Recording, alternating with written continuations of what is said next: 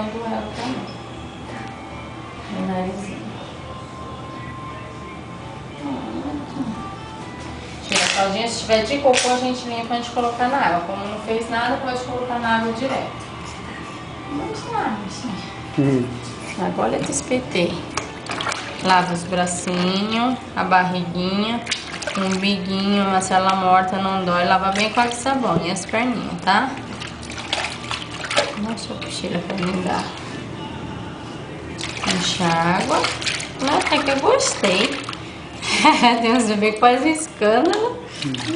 Lava as coxinhas, final da perninha, por último óleo genital, de frente pra trás, ser algodão de frente pra trás.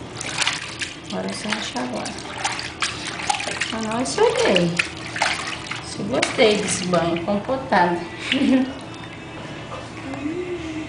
Agora eu vou enxaguar. Acabou? Ele ia